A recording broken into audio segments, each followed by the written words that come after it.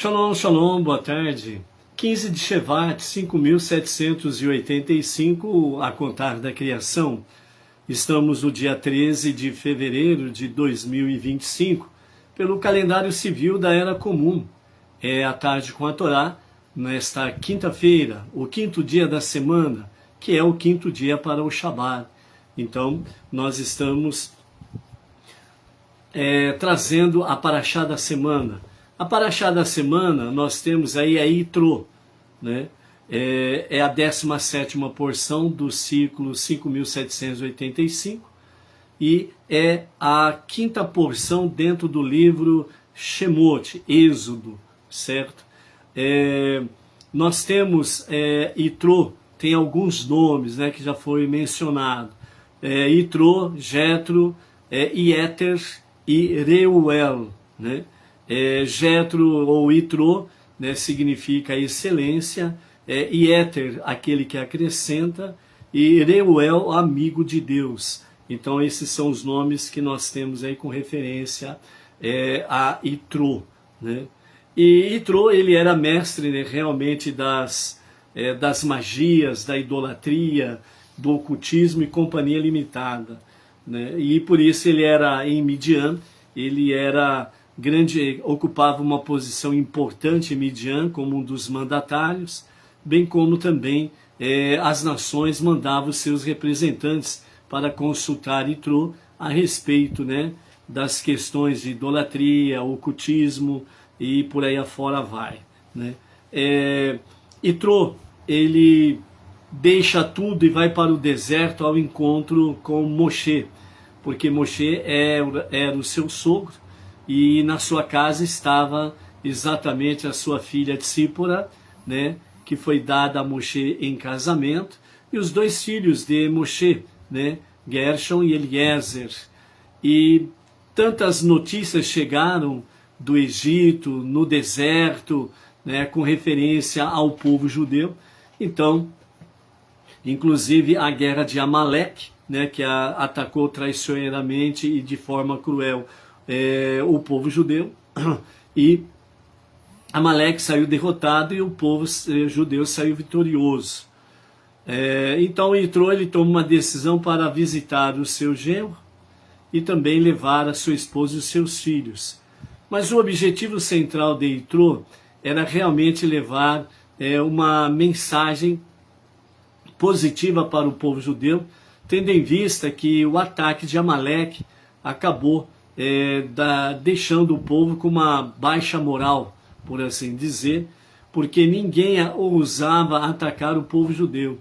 Mas Amaleque, de forma insensível, fria, calculista, agindo de forma traiçoeira e cruel, né, acabou atacando o povo judeu, trazendo uma mensagem, né, para as nações, que sim, é possível atacar o povo judeu, causar danos, sofrimentos e mesmo sendo possível de tirar a vida de alguns. A vitória, ela não é o objetivo central, né? O objetivo central de Amaleque e os seus filhos, que vêm até a atualidade, né, daqueles que odeiam o povo judeu, odeiam Israel, realmente trazer uma mensagem subliminar que o Deus de Israel não é assim tão poderoso para poder protegê-los, etc. e tal. Então essa era a mensagem de Amaleque. Então Yitro, ele vai para realmente elevar, né, o moral, né, do povo judeu naquele momento em que eles estavam entristecidos pelo ataque de Amaleque. Com isso significa que as portas se abrem realmente para todos não-judeus fazerem parte do povo judeu. Estar com amizade sincera, verdadeira, compartilhar dos bons momentos, né? Então significa assim, o povo judeu, ele não é fechado às nações, aos povos, né? O que acontece é o contrário, são as nações, os povos que acabam, né, adquirindo um ódio gratuito e nesse sentido procura destruir Israel e o povo judeu.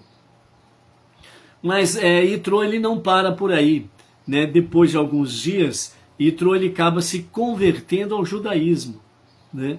E aí, ao se converter ao judaísmo, isso eleva ainda mais a moral do povo judeu, né? Mostrando que, sim, mesmo do meio das nações, haveriam pessoas especiais que estariam realmente fazendo a sua conversão ao judaísmo, né? Então, esse também foi uma outra mensagem positiva que Yitro levou, né?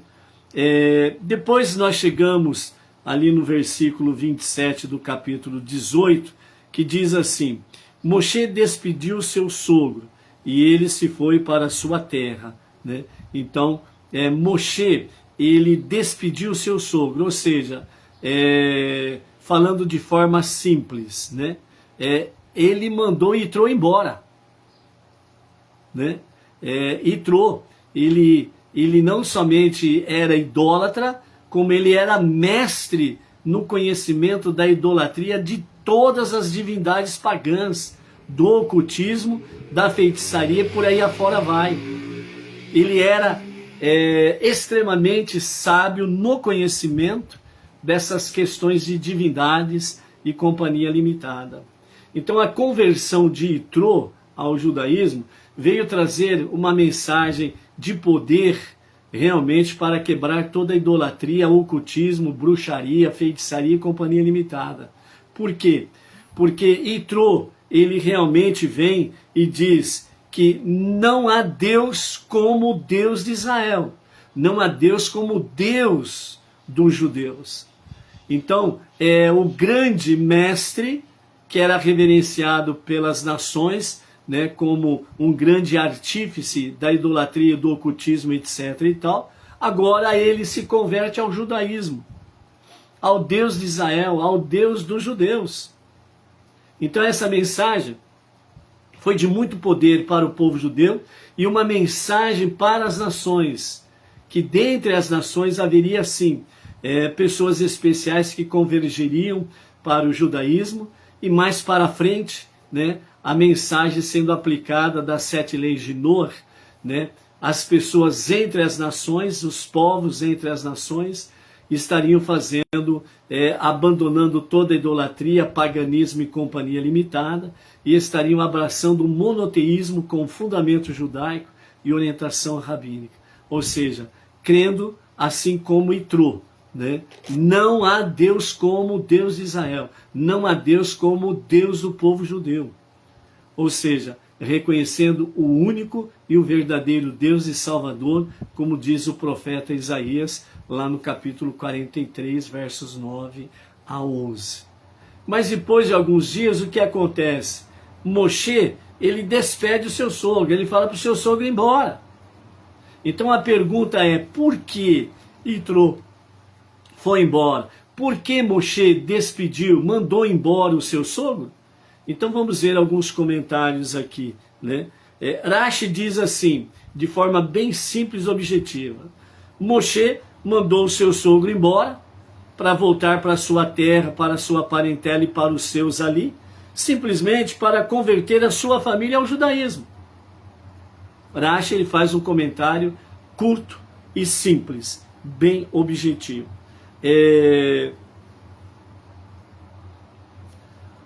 Outra coisa que nós temos aqui dentro do comentário de Rashi, fala assim, Rashi, sendo um comentarista literal, entendeu que a resposta devia estar indicada no próprio versículo. Uma expressão incomum no versículo é ele se foi, né? Que está no hebraico em vaieler, e ele se foi, né, para a sua terra. Então essa expressão, e ele se foi para a sua terra, né, o que seria normalmente aplicado seria o termo vaiashav. Por quê? Porque o termo normalmente que seria dito no caso seria Yitro, ele voltou para a sua terra. Então quando fala Yitro voltou para a sua terra, significa que ele simplesmente voltou. Ou seja, ele voltou a sua vida anterior. Mas quando se usa o termo vaieler, né, e ele se foi, porque Moshe o despediu, então significa que e ele se foi. Isso sugere o que, segundo Rashi? Que ele foi em algum tipo de missão. Então Rashi concluiu que ele deve ter ido para converter a sua família. Porque esse termo vaieler, e ele se foi, está sugerindo que ele foi cumprir uma missão. Obviamente Rashi conclui que ele foi para converter a sua família. Se ele se converteu ao judaísmo ali no deserto e a família toda ficou para trás, então agora era o momento dele cumprir a missão dele, levar esta mensagem do monoteísmo com fundamento judaico para a sua família, para que a sua família pudesse, de fato, né, também convergir para o monoteísmo com fundamento judaico. Ok? Então, esse é o comentário de Rashi com referência à ação de Yitro, de Moshe ter despedido, mandado embora o seu sogro Yitro. Isto aconteceu no dia 20 do mês de Iyar, do ano 2449, a contar da criação. Ok? Então, esse é o dito. Antes de nós adentrarmos realmente dentro da questão do povo judeu se reuniu no Monte Sinai, em torno do Monte Sinai, né, para preparar-se para receber a Torá, então nós queremos aqui deixar o nosso shalom para o Lucas Chamorro, de Taguarituba, São Paulo, o José Manso Barbosa, de Moju, a Edna Ferreira, do Grupo Mário Leal, lá de Salvador, Bahia, José Neto, de Manaus, Amazonas, a Silvia Rocha, lá no YouTube, a Terezinha Teles, também lá do YouTube, né? Temos o Johnny SB, né, também lá do YouTube, não colocaram, né, os nomes das cidades e o estado. E nós queremos registrar aqui, né, 3 aniversariantes do dia de hoje, né, a Jacilene de Oliveira, São Paulo, Guilherme Porto, de São José dos Campos, né, que faz parte lá também da comunidade Beneinor, e o Gilson Lima, da cidade Cabo de Santo Agostinho, lá no Pernambuco, né.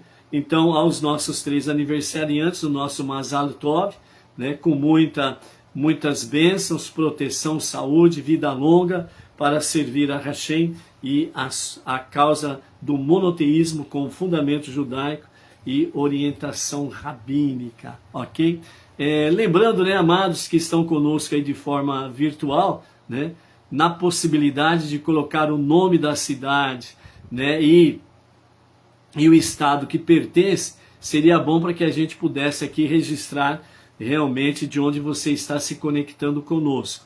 Também, né, solicitamos aos amados, né, não somente curtir, mas também compartilhar, né, o nosso shiur. E principalmente quando nós estamos ali com o vídeo no YouTube, né, fazer a mesma coisa, né, curtir e compartilhar, né, para que realmente as plataformas aí, Facebook, YouTube, possam cada vez mais ver que estamos fazendo aí um bom trabalho, sem sombra de dúvidas, ok? Baruch Hashem por isso daí, ok? Aí a Di Machado já colocou Alvorada, Rio Grande do Sul, né? Então tá aí Alvorada. O Toninho Teles nós já conhecemos, né? É de Rio Bonito, lá da Bahia, Baruch Hashem, né? Quem mais está por aí? A minha querida irmã Isabel Marmol Piso, lá de Franca, né, interior de São Paulo, também está por aí, Baruch Hashem, graças a Deus. Temos aí também a Magdala Judia, né, essa é a identificação dela, Magdala Judia, né, se puder colocar aí o nome da cidade e o estado, Magdala, né, acho que é assim que fala mesmo, né? Magdala. Ok? Baruch Hashem. Vamos para o capítulo 19 de Shemot, Êxodo, né, para nós estarmos aqui já nos preparativos para a outorga da Torá. Então hoje nós vamos ter aí alguns aspectos nessa preparação e o que aconteceu no dia da outorga da Torá, ok? Então, o primeiro detalhe que nós encontramos aqui no capítulo 19, já no verso 1 e no verso 2 diz: no primeiro dia do terceiro mês, esse terceiro mês é a contar de Nissan, ok? Foi quando eles saíram do Egito, o primeiro mês, o cabeça do mês, o início dos anos, Nissan. Então o terceiro mês é o mês de Sivan, ok? Depois que os israelitas deixaram o Egito, nesse dia, eles chegaram ao deserto de Sinai. Eles tinham partido de Refidim e chegaram ao deserto de Sinai, fazendo techuvá. Preste atenção nessa palavra, fazendo techuvá. Eles acamparam no deserto. Israel acampou lá próximo da montanha, né? Próximo da montanha.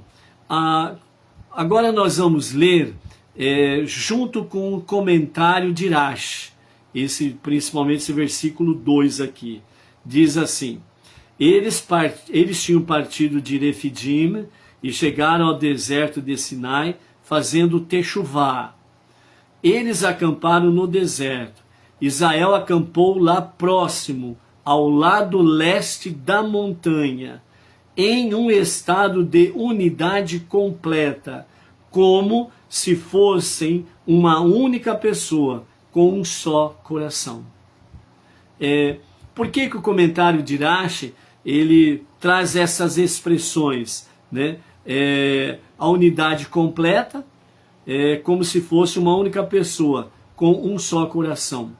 Porque quando o texto fala que eles chegaram no deserto de Sinai fazendo techuvá, que é o arrependimento, um retorno a Deus para um verdadeiro e sincero arrependimento, certo? Estava trazendo o quê? A mensagem que quando o povo judeu fez esta techuvá nessa reunião do lado leste da montanha do Sinai, então eles convergiram como se fosse uma só pessoa, como se fosse um só coração, por causa do que? A unidade completa.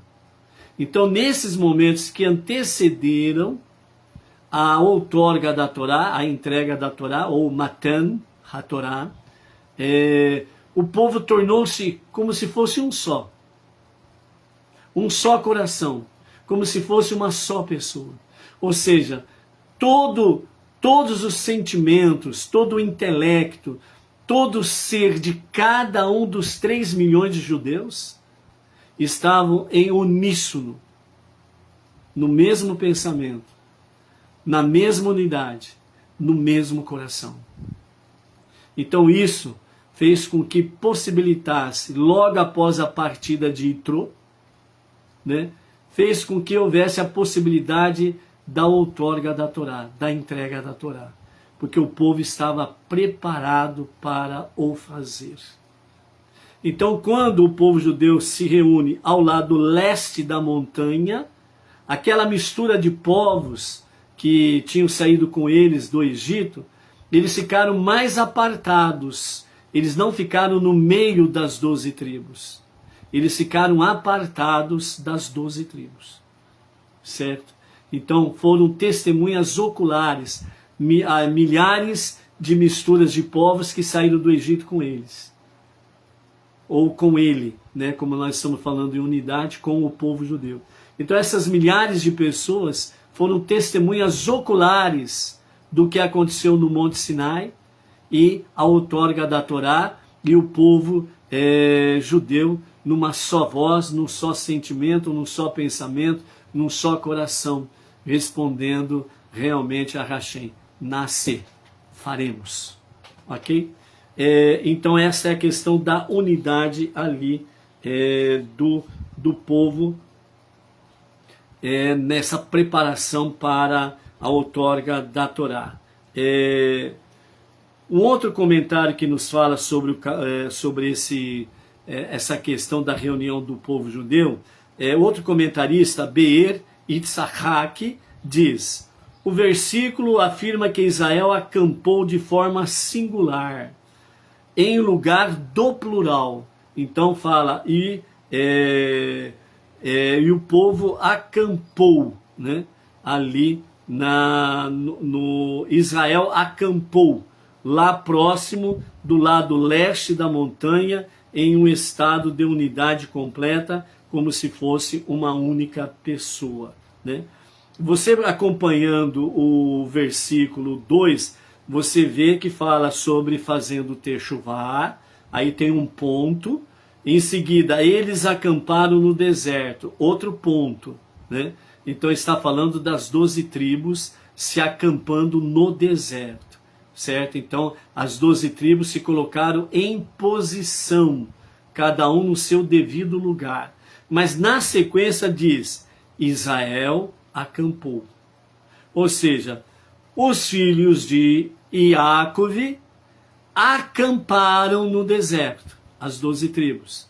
Depois a Torá escreve, a Torá nos diz, Israel acampou.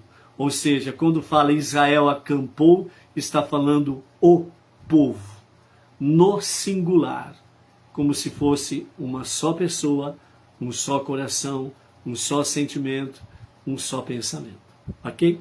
Então, Be'er Itzhak, ele fala nesse sentido, um estado de unidade absoluta, como já comentou Rashi também. Ibn Ezra, ele comenta dizendo que a Torá declara que Israel acampou no singular, próximo à montanha, para nos ensinar que os cabeças das tribos e os anciãos acamparam mais perto da montanha, já que eles eram poucos em número. A Torá se refere a eles no singular, ok? Ramban Narmanides, ele diz assim, os judeus acamparam próximo à montanha e a multidão misturada, a mistura de povos, Erev, Rav, né, acampou separadamente mais afastado. Então a Torá usa a expressão singular, Israel acampou, para mostrar que eles tinham se separado da multidão misturada de outras nações, ok? Tendo em vista que a Torá ela foi oferecida às nações e as nações rejeitaram. Então as nações representadas por aquela mistura de povos, né, rejeitaram a Torá. Então eles se separaram automaticamente e o povo judeu respondeu em uma só voz, nascer, faremos, ponto final, ok? Então, nessa questão, a Torá no deserto, né, significa que a Torá foi outorgada em um deserto, o deserto do Sinai. Isso enfatiza, como os nossos sábios apontam, que a Torá não é limitada a algum lugar em particular, ou tempo, ou qualquer ambiente normal de condições de vida. Ou seja, a Torá é para todos, sem exceção. Por isso que o deserto onde não há proprietário, não tem dono, a Torá foi outorgada no deserto. Ou seja, a Torá é para todos. Mas as nações rejeitaram e o povo judeu recebeu a Torá. E nesse sentido, ali foi oficializado que o povo judeu é o povo escolhido, é a menina dos olhos. E é através do povo judeu que tem a missão dada pelo Eterno, para que através do povo judeu, a Torá, com as 7 leis de Noa, fosse conhecida entre as nações, certo? Mas devido às intensas perseguições, etc. e tal, né, isso foi retardando realmente o projeto Faratistá do Eterno, a expansão, né, do monoteísmo com fundamento judaico e orientação rabínica. Isso só se tornou possível no século XX com o nosso Rebbe Menachem Mendel, depois que ele assumiu a liderança judaica rabádica no mundo inteiro, né, desde Nova York para o mundo inteiro. Aí, a hora que ele colocou a casa em ordem, logo após a Segunda Guerra, o Holocausto, então ele começou a orientar os seus rabinos para que saíssem da bolha, né, e se misturassem entre as nações para divulgar o monoteísmo com o fundamento judaico e orientação rabínica, levando realmente a palavra da Torá e das 7 leis de Noé. E no Brasil, através do Rav Yaakov Gerenstad, desde 2012, isso tem se tornado possível também no Brasil, ok? Assim como está acontecendo em todas as nações praticamente aí, ok?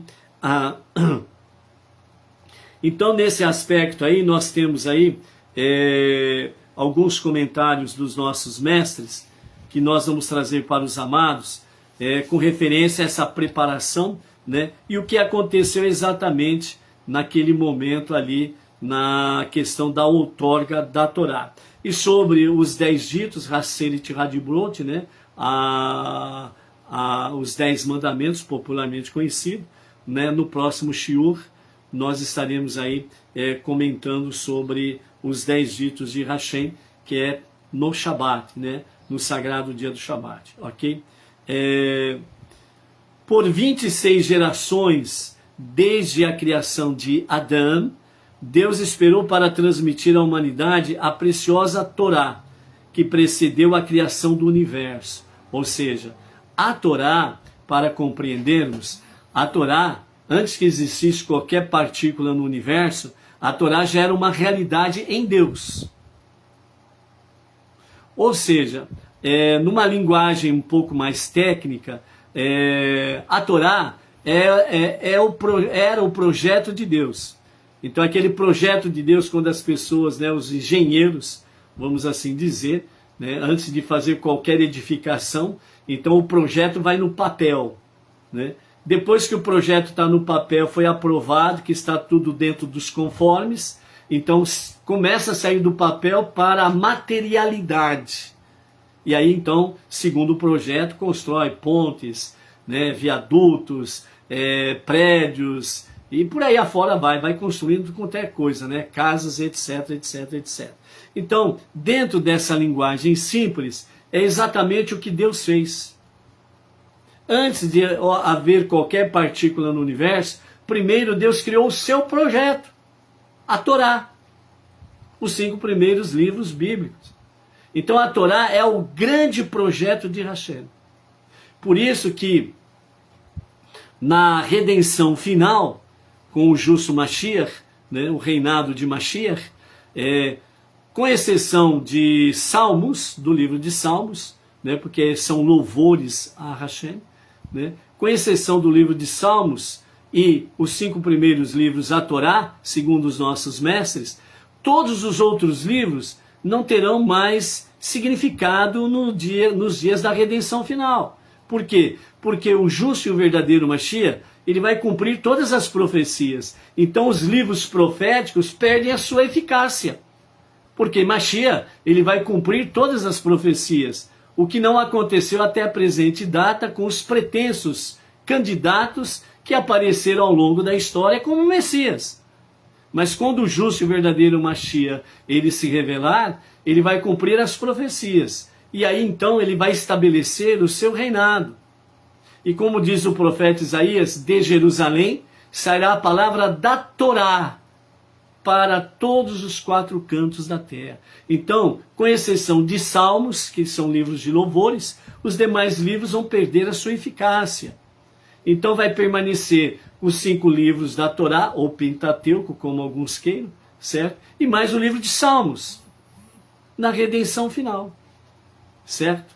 Então, a Torá, ela é o grande projeto de Hashem. E depois que ele criou a Torá, aí ele começou a materializar o seu projeto. E aí então veio a questão da obra da criação, e a Torá ela foi outorgada a contar de Adão, né, depois de 26 gerações que veio a outorga da Torá, Matan HaTorá, né, a entrega da Torá. A reação do povo judeu ao ouvir a voz de Deus naquele momento. Nessa ocasião, o povo não apenas escutou a voz de Deus, mas realmente viu as ondas sonoras emergindo, entre aspas, da boca de Deus. Ou seja, da montanha, certo? Veio as ondas sonoras da voz de Deus. O que você pode entender com isso? Por exemplo, uma grande explosão, há um grande deslocamento de ar. Então aquele grande deslocamento de ar, ele é impactante. É BUM! Você já viu isso pela internet, alguns tiveram o desprazer de assistir alguma coisa dentro desse aspecto aí, mais perto do local, e ver o estrondo que é. Um rojão de grande potência, né? Então ele é lançado a vários metros de altura, e o estrondo dele faz com que as pessoas... Não é? Certo? Então é exatamente as ondas sonoras, ok? Tem isso daí. Um vulcão quando ele entra em erupção, aquelas explosões, há um grande deslocamento de ar, ou seja, vias de ondas sonoras. Ela é realmente expandida de forma violenta. E por aí afora vai, ok? Então foi exatamente isso que aconteceu. Só que essas ondas sonoras que emergiu, entre aspas, da boca de Deus, que veio através da montanha, não foi algo destrutivo, como esses exemplos que nós demos. Apenas nós falamos sobre deslocamento de ar, ok? Mas foi algo nesse sentido. E o que aconteceu com isso? Cada mandamento que saía da boca de Deus viajou através do acampamento inteiro, e então voltou a cada judeu individualmente, perguntando-lhe: aceita sobre si este mandamento com todas as leis pertinentes? E todos os judeus responderam: sim, faremos. Finalmente a substância ardente que viram gravou-se nas tábuas. Então aquelas substâncias ardentes, ela gravou os 10 ditos nas tábuas de safira que Moshe desce do monte posteriormente. Apesar de o povo judeu ter pedido para ver a glória de Deus e ouvir a sua voz, suas almas deixaram o corpo quando realmente experimentaram a revelação. A voz de Deus reverberou com tal força que quebrou, né, árvores de cedros, fez montanhas estremecerem, fez com que servas dessem à luz devido ao choque e desmatou bosques inteiros, né? Isso daí foi exatamente para mostrar o poder da onda sonora de Deus, certo? E quando o povo judeu ouviu a voz de Deus nessas vias de ondas sonoras, então o que aconteceu? As almas, o impacto foi tanto, que as almas deixaram os corpos. Simplesmente eles morreram. E quando isso acontece, é quando eles pediram: Moisés, nós não queremos ouvir os mandamentos pela tua boca. Nós queremos ouvir Deus falando. Nós queremos ver e ouvir a glória de Deus.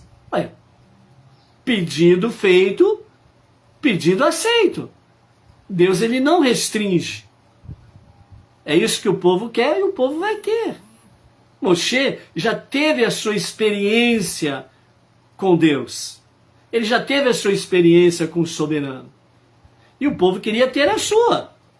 Achava que era algo simples. Moshe subia no monte e descia do monte. O monte fumegava, nuvens densas cobriam o monte. Eles viam e ouviam os tremores de terra, o monte fumegante, raios, trovões, etc. e tal.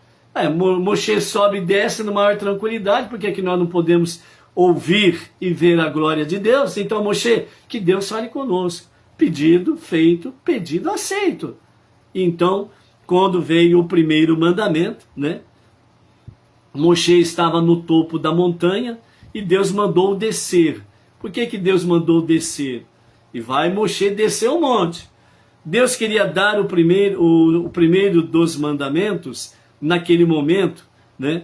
Então Deus pensou na linguagem dos nossos mestres: se Moshe permanecer no cume, o povo poderia não ter certeza de que realmente ouviu os 10 mandamentos do próprio Eterno. Poderia pensar que era a voz de Moshe. Portanto, que desça primeiro e então eu pronunciarei os 10 ditos. Então Moshe desceu o monte e foi lá estar junto com o povo, né? Diante da montanha, e todos diante da montanha. Por isso Deus ordenou a Moshe: desça e avise o povo que não deve aglomerar-se além dos limites fixados ao sopé da montanha, apesar do desejo de me ver. Aquele que tocar o monte Sinai morrerá. Após a partida da Shekhinah, serão novamente autorizados a subir a montanha. Antes não. Já lhes transmiti essa advertência, disse Moshe. Não obstante, insistiu o Eterno, avise-os pela segunda vez, pois agora é o momento ao qual a advertência se aplica, né? Então, Deus começou a falar, né? Anohi, eu sou Deus, né? Eu sou. Então, o primeiro Deus pronunciou os 10 mandamentos simultaneamente. Ou seja, um dos fatores interessantes que aconteceram ali, ou sobrenatural, ou milagre, né? O soar da voz de Hashem foi soar de uma única vez, os 10 ditos. Pá! Então os 10 ditos foram anunciados de uma única vez. Na nossa linguagem humana, no único abrir da boca. Uma única vez aberta a boca, os 10 ditos foram falados. Os 10 mandamentos foram ditos. Porém, né, logo em seguida, Deus agiu de outra forma, né? Nenhum ser humano poderia compreender a dimensão daquela ação divina. Os 10 ditos sendo falados numa única vez.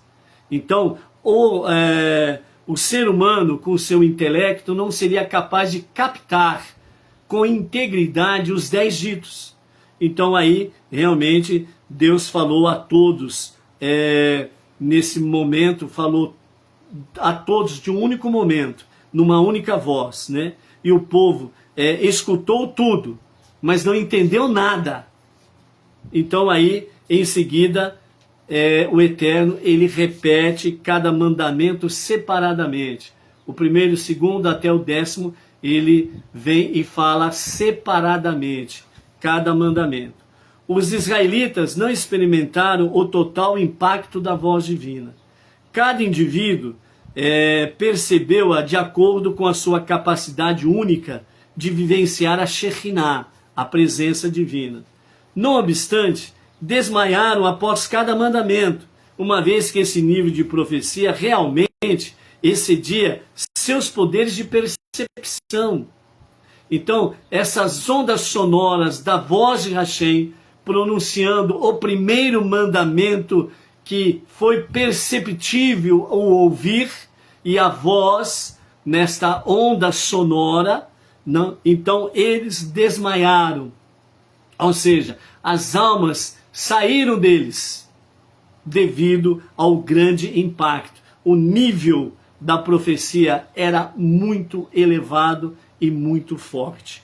Então, quando os judeus escutaram a voz de Deus, sentiram-se como que beijados por Deus. E estavam tão empolgados de júbilo que as almas abandonaram os corpos e todos caíram mortos. Imaginem, né? 3 milhões de judeus caindo mortos ao mesmo tempo. As almas saindo de 3 milhões de corpos. A própria Torá suplicou a Hashem restituísse a vida aos judeus, argumentando: como pode o universo estar contente com o recebimento da Torá se seus filhos morrem no processo? Será que há motivos para regozijar-se se o rei que casa sua filha ao mesmo tempo mata todos os membros da sua casa? Deus então aspergiu o orvalho da ressurreição sobre o povo e eles ressuscitaram. Este orvalho da ressurreição é o mesmo orvalho que Deus usará nos dias da ressurreição, no milênio de Mashiach, no reinado de Mashiach, na redenção final, na Geulah. O orvalho da ressurreição. Deus usará esse mesmo orvalho para a ressurreição que acontecerá nos dias de Mashiach. Então, os israelitas, contudo, ainda sentiam-se fracos diante do choque que experimentaram. Por isso, Deus encheu o ar com a fragrância de especiarias aromáticas e recuperaram-se, fortaleceram-se novamente. No obstante, o temor pela voz de Deus era tão grande que correram apressadamente ao final do acampamento. Ou seja, quando eles revigoraram-se com a fragrância das especiarias aromáticas, né? Então eles recuperaram a energia, a força, a vida, o vigor. Então eles recuaram do sopé da montanha e foram para lá atrás. Sabe aquele negócio de sentar no último banco? Ninguém quer sentar lá no primeiro banco? Antes todos queriam sentar no primeiro banco, mas agora não, todos querem sentar no último banco. E aí, então, os anjos de Deus tiveram que transportá-los novamente para próximo da montanha, lá no sopé, né, para que eles pudessem estar próximos da montanha. E aí, novamente, né, a voz de Deus soou, falando o segundo mandamento. E aconteceu tudo de novo. A alma saiu dos seus corpos, eles caíram mortos, ao retornar a voz, né, essa onda sonora que foi e voltou. Na hora que ela volta, vem com o orvalho da ressurreição, mais as fragrâncias de especiarias aromáticas, e vem ressuscitando todo o povo novamente. Aí quando vai para os outros 8 mandamentos, ou seja, o terceiro até o 10º, o povo rapidamente correu para Moshe, tão amedrontados, e disseram: Moshe, fale tu conosco, que Deus não fale conosco, porque estamos com medo de morrermos. E então, pedido feito, pedido atendido. Vejam como que é importante a prece. Pedido feito, pedido atendido. Então Deus, ele mandou, né, os seus anjos Michael e Gabriel pegar Moshe lá do sopé da montanha e levá-lo lá no pico da montanha, entre as nuvens, o monte fumegante, raios, trovões, e etc. e tal. E aí ali então, na presença divina, Moshe foi posto novamente, certo? E o povo recebeu os outros 8 ditos da boca de Moshe, quando ele desce com as 2 tábuas, né, para outorgar, né, a autorar ao povo ali, ok? Então, Moshe tinha a habilidade de penetrar a escuridão da nuvem e o espesso da nuvem, então ele já tinha essa habilidade. Foi-lhe permitido entrar no compartimento mais íntimo do céu, ao qual nem anjos têm acesso. Ele mereceu isso por causa de sua extrema modéstia, pois a Shekhinah paira sobre quem é humilde, né? Então aqui fica um exemplo de Moshe, de humildade, modéstia, né? Não adianta, como diz Salomão em Provérbios, não seja sábio aos teus próprios olhos, porque isso é coisa de tolos. Mas que diante de Hashem nós venhamos de fato permanecemos em humildade, reconhecendo que só Ele é Deus e que todos nós somos iguais diante dele. Essa é uma das características da Kippah. A Kippah judaica é a Kippah Benei Noach. Nós sempre colocamos a Kippah o máximo possível para mostrar aqui, ó, está escrito Benei Noach, certo? Para que não venham confundir a gente com judeus, nem com rabino, etc. e tal, né? Somos emissários do rabino Yaakov Gerenstad, que é emissário do Rebbe Menachem Mendel, ok? Então nós somos emissário do rabino. O nosso rabino é o Rav Yaakov Gerenstad.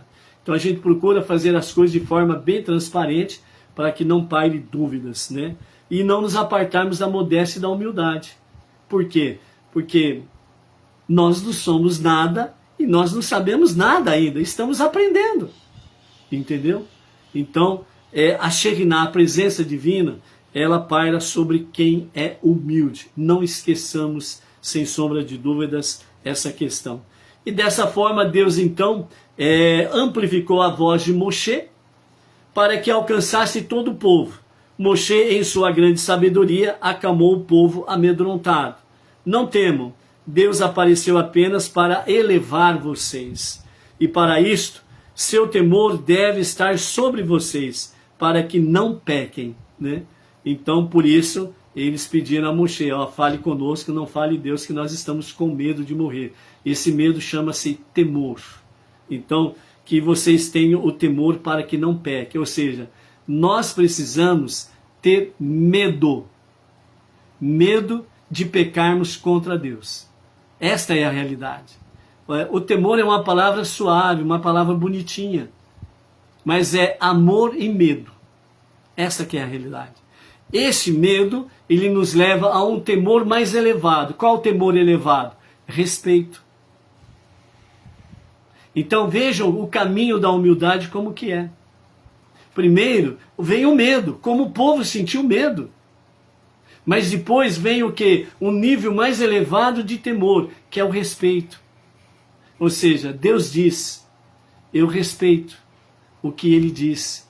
E por eu respeitar o que Ele diz, por amor a Ele, eu obedeço a sua vontade.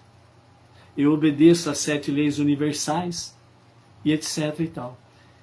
Então esses são os níveis que realmente Deus quer nos elevar. Ele não quer nos ver lá embaixo, no abismo, na escuridão, nas trevas. Ele quer que venhamos para a luz e que sejamos elevados. Deus então transmitiu a Moshe os outros 8 mandamentos e Moshe os repetiu para o povo. Então Deus ordenou que Moshe dissesse ao povo: vocês testemunharam pessoalmente que eu falei com vocês no céu. Não receberam um relato de outros.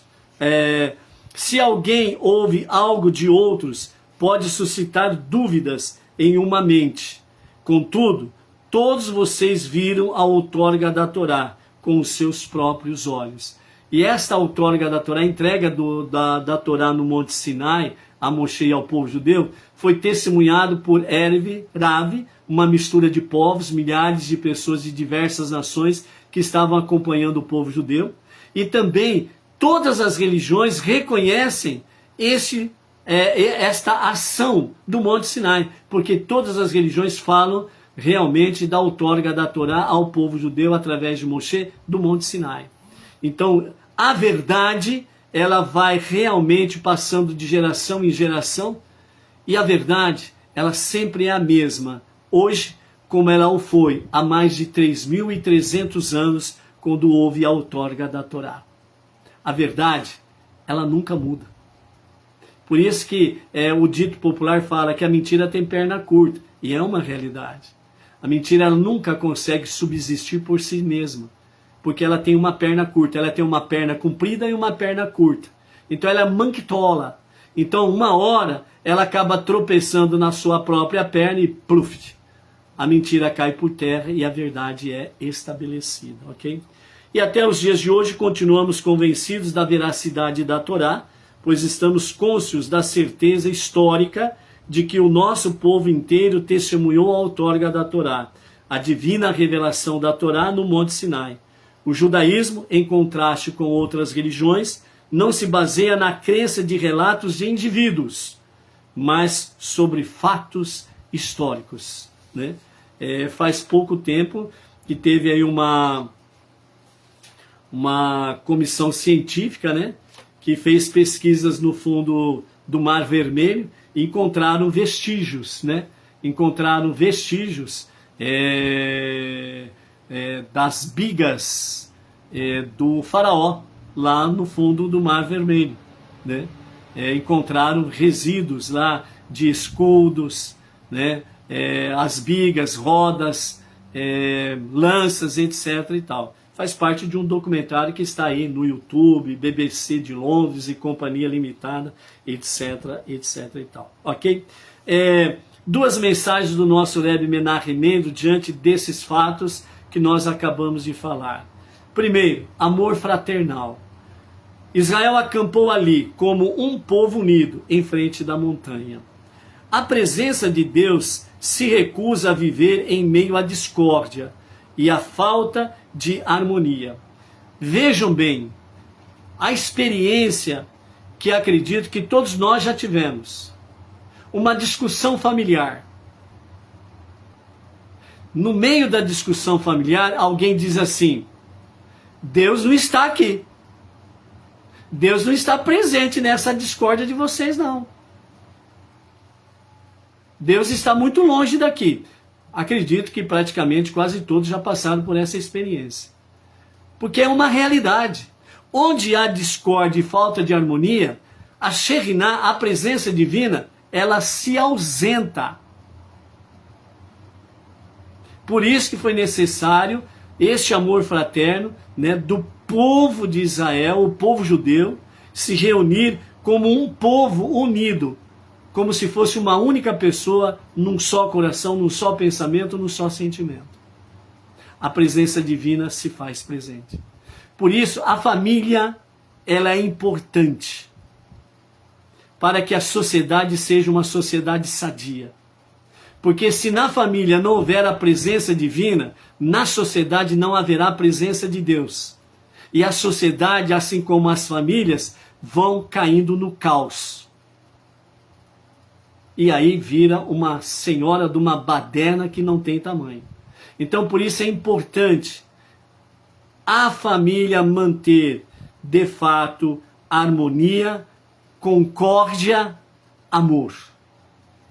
Porque é assim que a família vence as barreiras e vence e a sociedade com famílias assim vencem as barreiras das divisões, separações, de discórdias ou coisas semelhantes.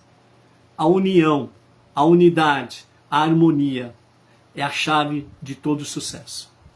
Somente quando os judeus estão unidos em harmonia entre si, é que eles podem atingir a harmonia com Deus necessária para receber a Torá, que foi o que aconteceu.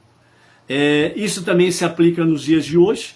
É claro que qualquer um pode estudar a Torá, mas a inspiração divina que nos outorga, né, os insights adicionais, que é o que? Conhecimento, sabedoria. Todo mundo tem aí, né, vamos assim dizer, né, todo mundo pega uma Bíblia, todos os lares praticamente do mundo, quase todos os lares têm Bíblias. Está cheio de gente andando com Bíblia para cima e para baixo como se fosse muleta ou rapadura debaixo do braço. Isso não quer dizer nada.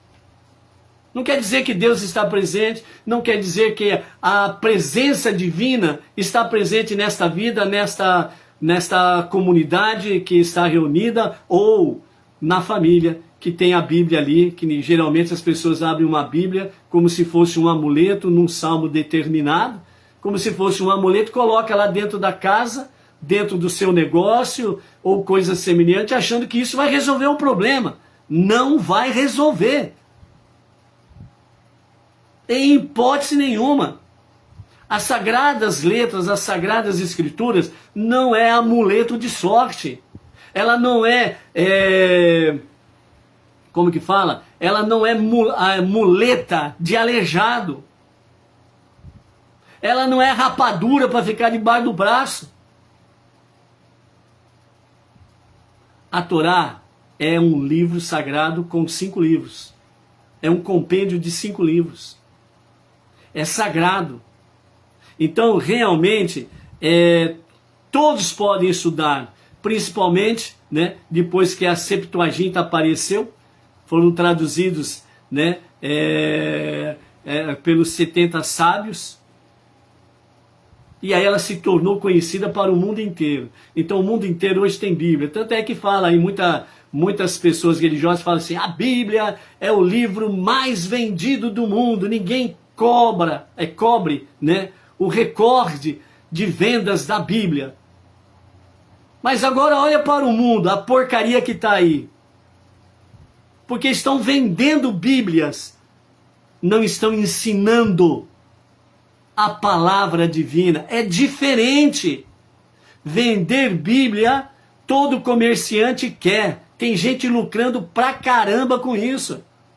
Agora, ensinar é outro detalhe. o ensinamento verdadeiro, real, genuíno, só podemos aprender com o povo judeu. Por isso que os nossos livros, né, o nosso Rumash, livro de estudos da Torá, é tudo com fundamento judaico, porque é o povo judaico que teve a real e verdadeira experiência com Deus, o único Criador, o único Redentor, o único Salvador. Então, se nós queremos aprender sobre o eterno, é através dos ensinamentos do povo judaico. Ah, mas tem o doutor PhD, não sei o que lá, tem o outro lá que é super PhD, patati patatá. É só patati patatá mesmo. Não chega no fundamento. Sempre superficial. Nunca entra no fundamento. Então, por isso que é importante.